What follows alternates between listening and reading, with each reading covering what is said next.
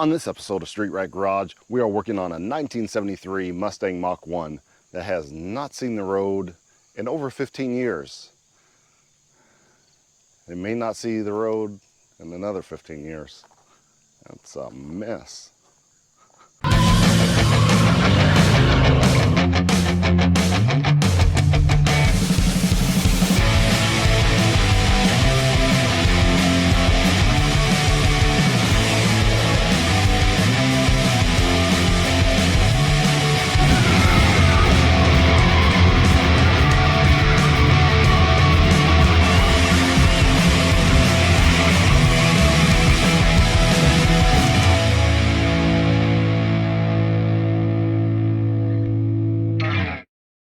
Well, here she is, the 1973 Mustang Mach 1. Not the best looking car in the world, but got a fair price on it. It's missing a quarter panel here. This car had sat for about 15 years, I was told, on a trailer. And I don't have much more information than that. Now, if I had to guess, I would say it would have something to do with this quarter panel right here that was cut off probably many years ago. If you come in here and we have a look, open this door and hope nothing jumps out. This car was wrecked, obviously. It was hit right in this area. You can tell this inner wheel tub is all wrinkled out and looks like it was beaten straight. And then if we come up here, we can see large deposits of body filler. In through here, there's a crease here. I don't know what's going on here, but it's a mess right in through here, and it's still wrinkled here. So my best guess is that this car was wrecked once. They come in here and they did all the body work badly, bundled it up, beat it out, and sent it back out onto the streets, which was pretty standard for back in the day. Now, fast forward to probably, 20 years later, after it was wrecked, and someone has purchased some half quarter skins for this car. So I imagine that the bundle probably started popping out of this car. Someone bought it, saw the bundle popping out. It probably had rust in the quarter panel there, because you can see in the wheel well area that it's rotted away a little bit. So buy yourself a half quarter panel. You're going to cut the quarter panel out and simply replace it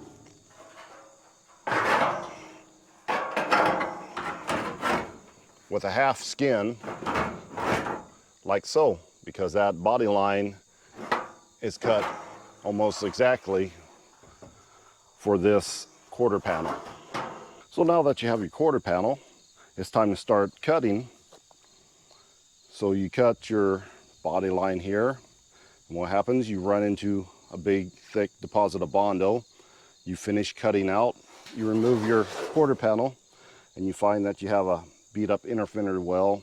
You have a giant dent right here that was probably full of body filler as well, and you go and you chip all of this area out, and you discover that you bought a half quarter panel, and this thing needs a full quarter panel and an inner fender well, and some work on the B pillar area right here, and yeah, probably a little work on whatever you call this area right here.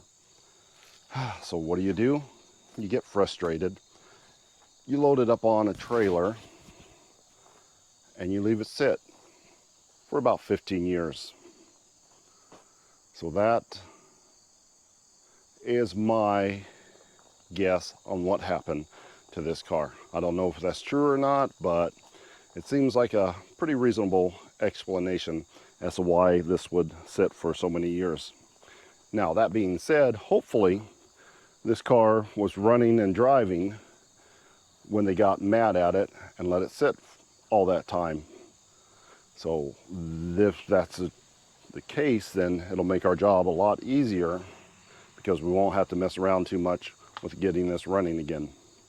So we'll get the hood popped open here pretty soon and we'll have a look and see what's underneath the hood. But let's have a look on the passenger side, which is considerably much more gooder.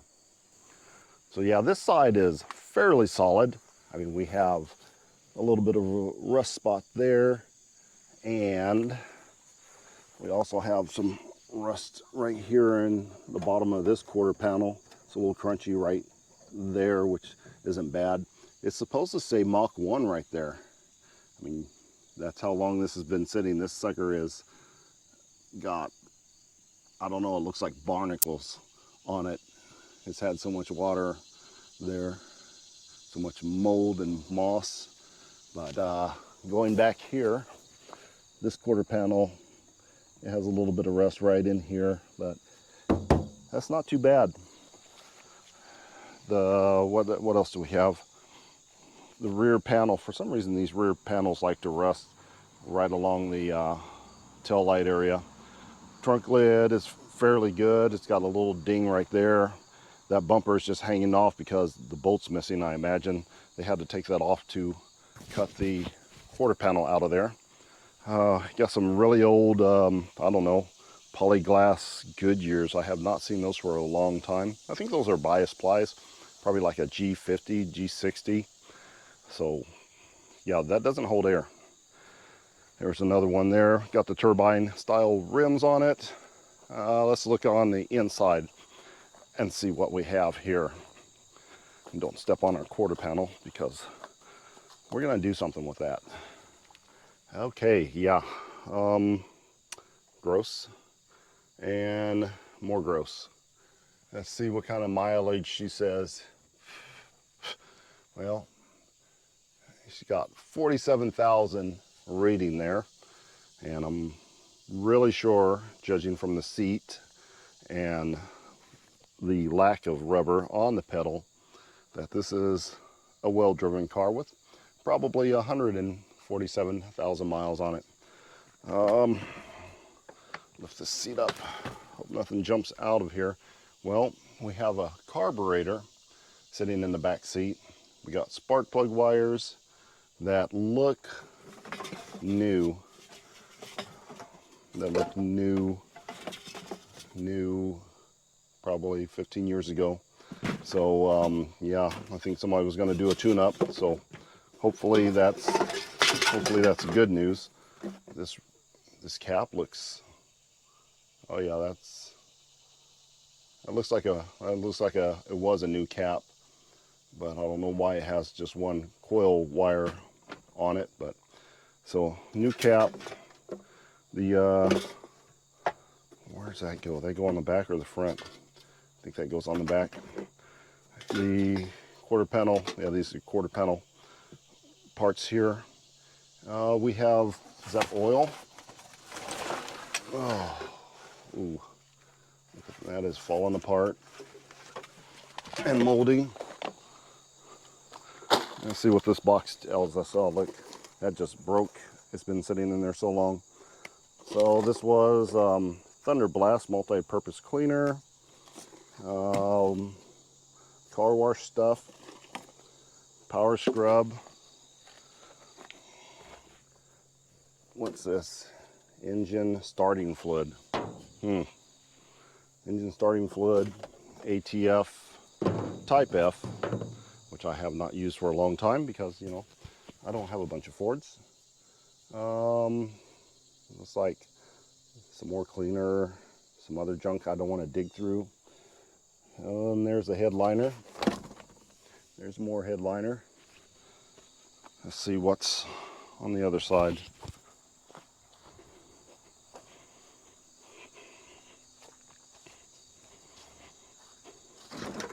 Yeah, let's open up this door.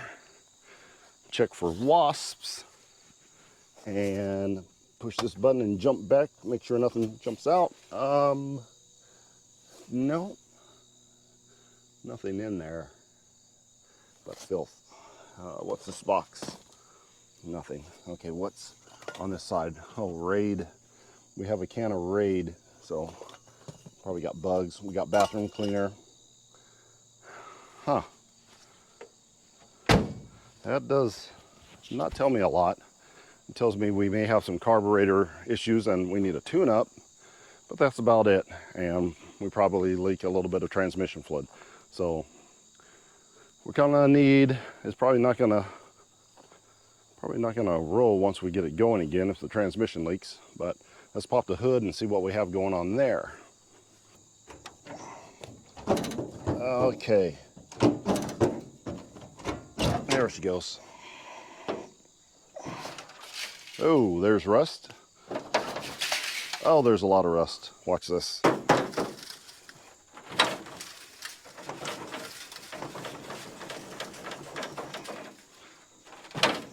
Okay, well, the hood is now about 10 pounds lighter. And what is this for? I don't know. But this hood is shot. I mean, it's bad. It's rusted there. It's rusted there on the back side of this. It's rusted there. That's a mess. Too bad.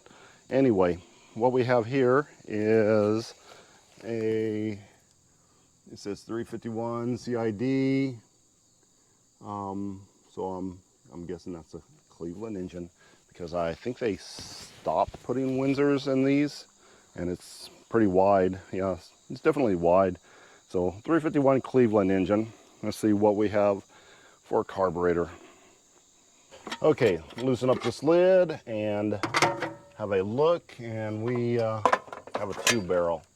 Disappointing. So 351 Cleveland engine with a 2-barrel carburetor. Linkage is freed up. Wires. Well, there's the end of one wire that goes to this side, and is there a spark plug in here still? Yeah, there's still a spark plug in there. So maybe we can get that guy back on there before we try to spin her over. Okay, check the other side real quick, and yeah, seems like all our spark plug wires are on this side. I'm assuming that somebody just pulled off one wire to see if it was going to spark. And this is still a point system in 1973. So we got our coil here. It's got leads to it, and I'm going to pop off that cap and look at those points. Oh, that came off easy. Hoping I didn't break the clip off of it. The clip is kind of rusty. Okay, wow, that rotor button, this cap looks new too. So it's not dark on any of the contacts there. This rotor button looks brand new. These points look brand new. The condenser looks brand new. So just drop the rotor button. Huh. Let's see. Now the points, they look brand new, but they are corroded really badly. So I assume somebody did a tune-up on this years and years ago. Maybe they got it running, maybe they didn't, but then they let it sit. So these are, I'm gonna guess these are 15 years old from the time that quarter panel project was abandoned. So let me grab that rotor button. I'm gonna file down these points and see if we can make fire. It still has a Duralast battery in here that we can probably use for a core. So let me snatch that out of here. Everything's in the way. This little flexi hose somebody put in there is also in the way. The flexi hose looks good too. This battery says 12 of 09. So maybe somewhere around that time or thereafter, somebody was trying to get her going again, but 12 of 09 seems pretty old, but it's right. If this is an 09 battery, that kind of fits in with about the time frame someone was trying to, do the quarter panel work and get the car running again. So hopefully they got the car running and just abandoned it for the quarter panel issues. I don't know, but 2009 battery probably is no good. Most assuredly is no good, but they'll still take it for a core charge. Before we get too into it, I am going to fill the float bowls with some juice here. I like to do this ahead of time so it allows all the gasoline that I spill over the carburetor to evaporate before we try to start it. Kind of cuts down on the fires. This thing taking a lot. Yeah, I hope that all went into the float bowl. It was kind of a lot of gasoline for a carburetor to take, so it went somewhere. And I just hope that was the float bowl vent that I was pouring that into, and not just straight down the carburetor. I don't know a whole lot about the Ford carburetors.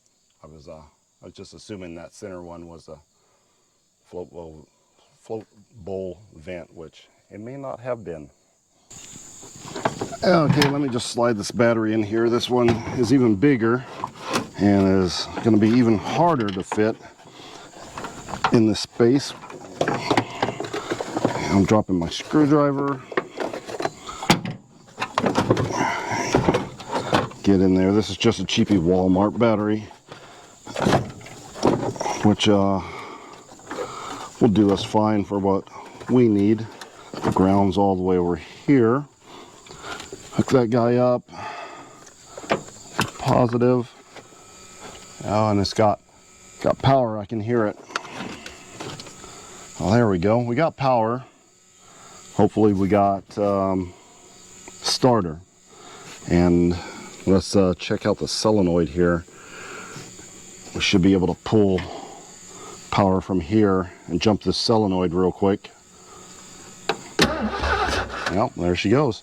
She spins over just fine, so we got starter. We still got to file those points. Let me get that done real quick. Well, I cannot find any sandpaper up here. I'm just going to use a screwdriver then and just scrape at these a little bit. I mean, they're brand new, but they just have a powder coating on it, so hopefully it's not too awful bad. And I'm hoping that whoever did this set the points so that they open and close, but we'll check that out before we get too into it. I mean, most screwdrivers have a little bit of a ridge on them, so you can just use that as a little bit of a file. You just need to get some spark going here. And yeah, I definitely would not have gotten any spark at all if we just tried to turn it over. Okay, I just turned the ignition switch back on, and I'm gonna put this cap on, button on here, and wiggle it back and forth, and I don't see any spark yet. Let's take the screwdriver down here, see if we're getting some spark when I accidentally touch up against the armature. But when I open the points manually, it's not getting any. Let me just crank the engine just a little bit to make sure they're closing all the way. And now we're 100% sure they're closed. We're still not getting anything. So file away at it a little bit more. We're still not getting anything. I'm gonna have to get in there and scrape better. Okay, after some more scraping, there we go. Now we got some spark. So that's kind of important. Let's put the rotor button back and button this up, and we can give it a whirl. We're buttoned back together. We have fuel, maybe too much fuel. And now we have some spark, maybe not enough spark. I really don't want to reach over that carburetor in case she backfires. And I unplug this vacuum hose. Let's plug that back in. And let's just give it a whirl as is and see if she makes any noises here. I got the ignition on, right? Hold on. Yep. The ignition is on, and I'm just going to jump her over right here and see what we get.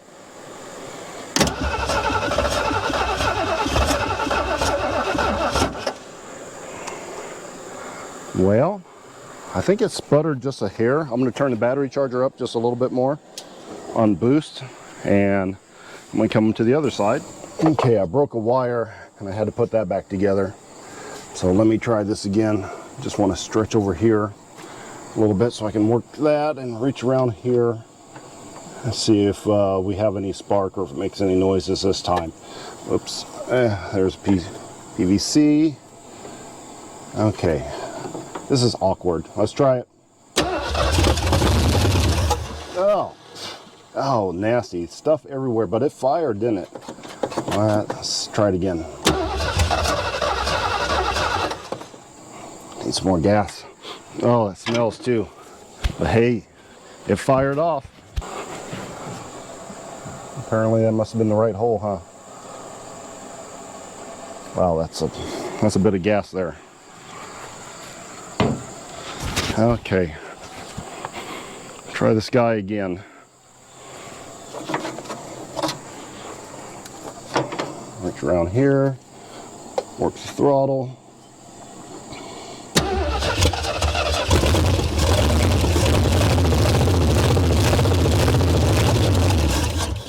Oh yeah, way better. I like the sound of that.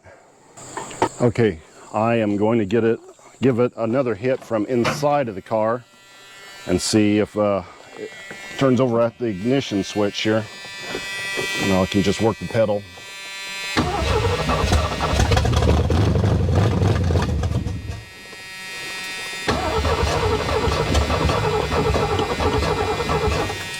Okay, well, that's a good thing. The ignition switch works and the throttle works at the pedal, so we just need to get it a little bit of gas from the fuel pump.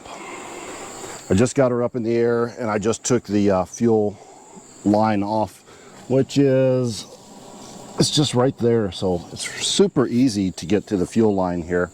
So I'm gonna see if we have some longer fuel line laying around, put it in a bucket and see if it'll draw off a tank. What I forgot to do was check to see if it had any oil in it, which it does have plenty of oil in it, so we got off lucky on that one. Always check the oil before you fire it up, especially for the first time in 15 years. I'll check the transmission later. I mean, let's just get it running first. Let me see if I can find some fuel line. Well, I don't have any fuel line, but I do have this line from a handheld transfer pump that looks to be about the same size. So I'll just clamp it down and run it into a gas can, and we'll see if it'll draw gas out of the can here. The fuel pump is hooked up. The line is run into the, there we go, into the gas can. And now we shall see if our fuel pump will operate. Okay, I put a plastic jug there, and I am just going to crank this over with the ignition off just to see if it'll pump and clear out any goop that might be in the fuel pump and the line from the carburetor. Well, from the carb to the fuel pump, from the fuel pump to the carb there. There we go.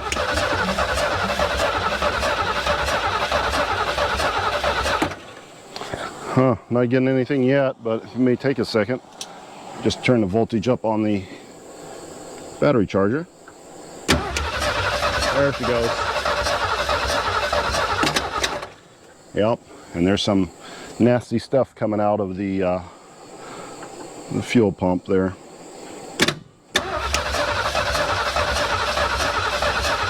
Okay, now it looks clear. Now we're just going to hook this fuel line back to the carburetor here, and you can see how brown and gross that fuel is. Oh, it smells awful. Yep, no. So let's find my screwdriver. Where's my screwdriver? It's right over here. So I'm going to crank this down a little bit, and now we have fuel going into the carburetor. Hopefully it's got that little filter in front of the carburetor. Now, of course, the carburetor's probably going to be full of junk and probably won't idle properly, but at least we have some clean fuel going into it. I just turned the ignition switch back on and turn this battery charger back down a little bit.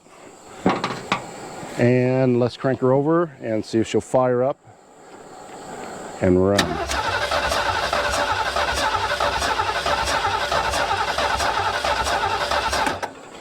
Okay. I don't hear any accelerator pump yet. Turn the battery charger back up again. And crank her.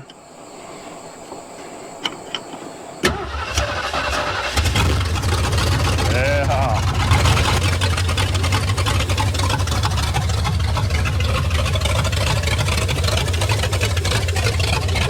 That's not too bad.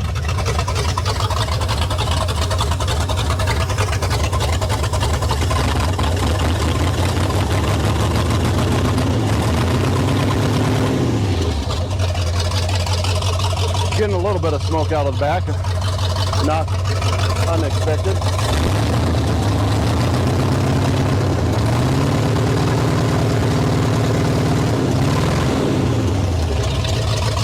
Oh yeah, that's what I'm talking about. Now I want to check to see if we have any reverse or neutral or anything like that. So you hang out there, and I'm going to jump in here and see if she'll move.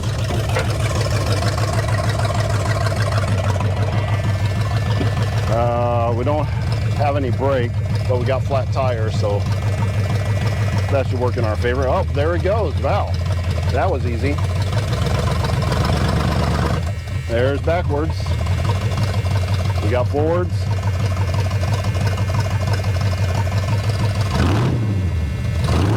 Not going forward. Oh, there it goes.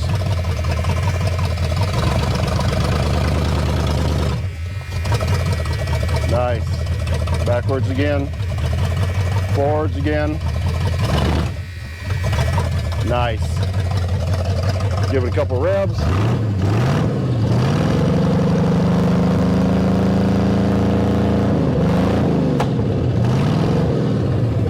Nice.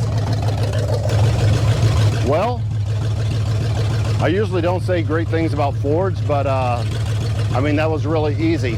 Poured some gas in it, got it some spark, and it's running and it's idling. I think that's the first one I have ever had that actually idled. I watch everybody else on YouTube fire right up and they idle.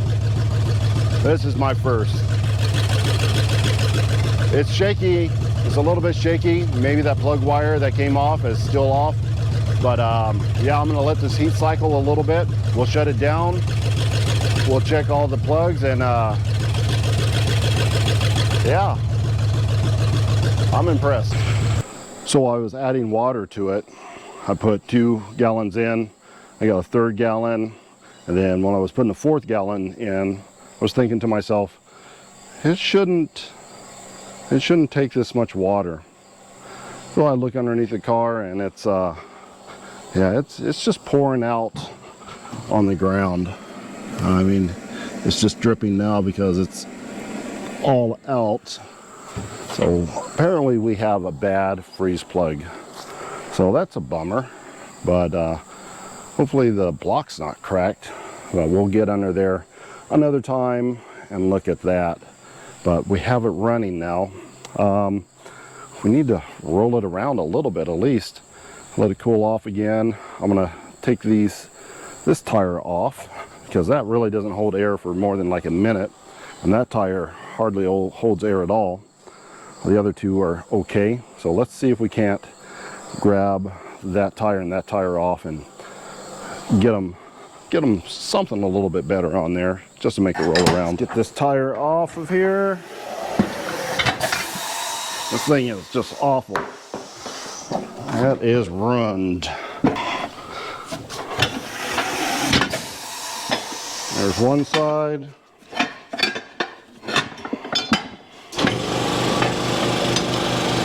There's the noisy compressor. There's the other side.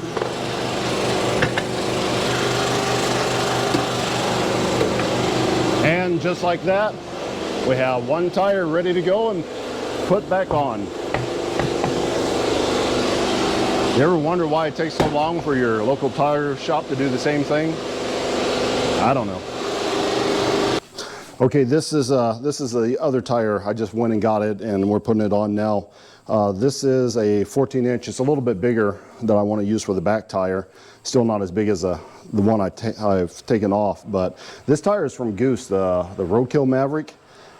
Goose was a open differential, so if you watch on the show, they really burnt the tires on old Goose there, but since it was open differential, only that one tire really got burned up, and we were able to use a Roadkill tire on the old Ford here. So Ford for a Ford, and that slipped off of there.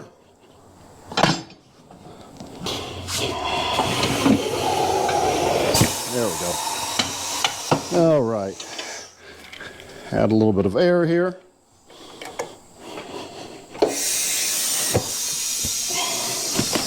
Okay, that's all done, and we're going to put these tires back on the back. I was just noticing, can you see this right here? It's a old school traction bar. Looks like it's been on there for quite some time. Still looks in pretty good shape. I would say that was probably put on there in the late 80s from the amount of rust. I mean, the rear stopper doesn't look like, the slapper doesn't look like it's worn out or anything, so it may have just been put on there shortly before this was parked or whatever, but that's kind of cool to see. I have another set for old Goose that I wanted to put on there just because I, basically like the way they look, not because they are functional, but I mean, they do a little something. But the technology's quite outdated. And nowadays they use those sliders on the back of the leaf springs that probably work better. But I can't say, I never tried it. So maybe the traction bars are just as good. They look cool.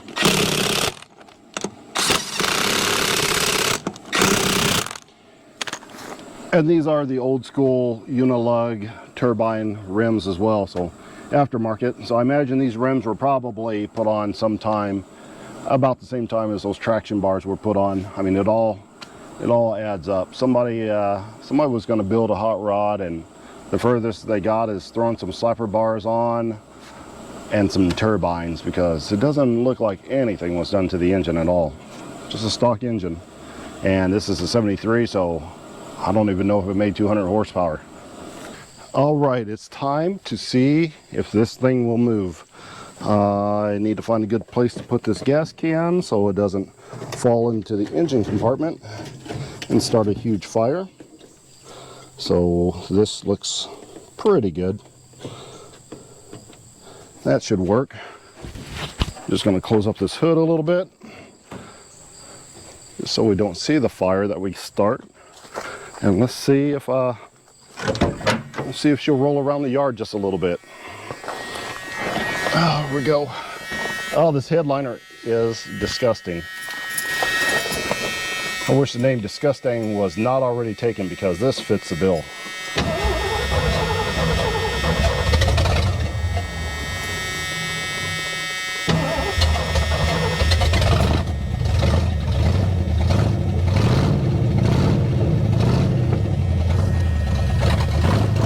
Okay, let's see what we got now.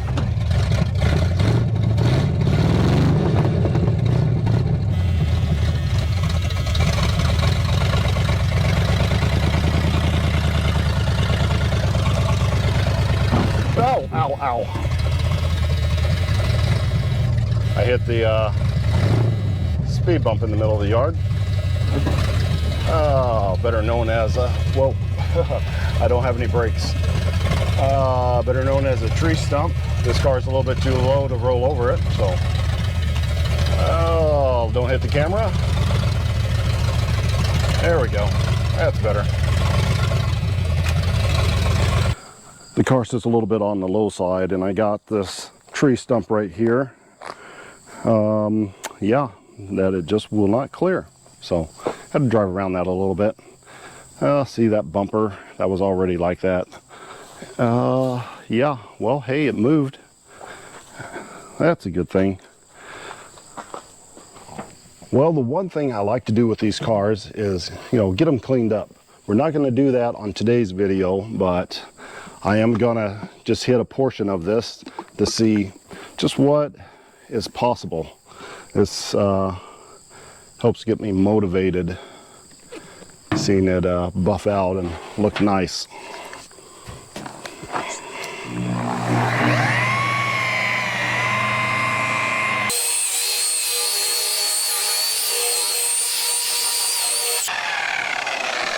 And this thing is disgusting. It is filthy as can be. It needs to be power washed. I'm just making a mess of the pad right now.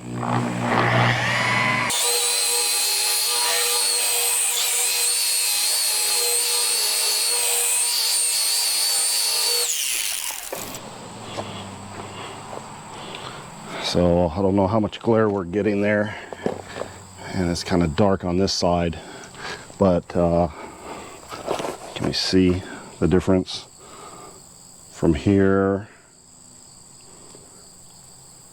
to here? It's quite spectacular.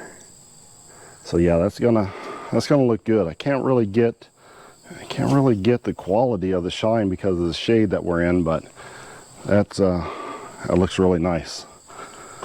Of course, we have to do something about that whole situation there, but I think the next video is going to be a cleanup video. This is a running video, the next one is a cleanup video. And we have no brakes too, so we got a leak in the water, the coolant, and we got no brakes. So that's where we stand as of now. Okay, I am just going to get this thing parked back out of the way.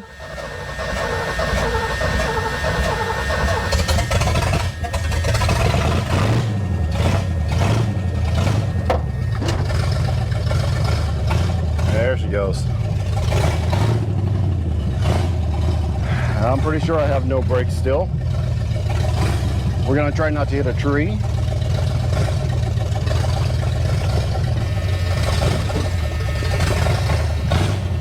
Oh, wow. Something popped loose in the brakes. I still don't have any, but yeah, nothing, no brakes. So we're just going to do the old trick where we slide it back and forth from reverse to drive to get it to stop if it starts to get away. Reverse to neutral right now.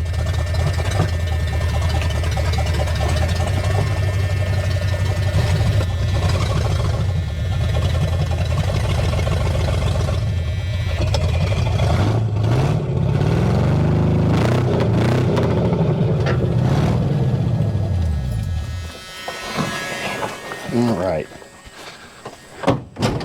She's starting to throw some smoke. Make sure everything's looking good underneath the hood here.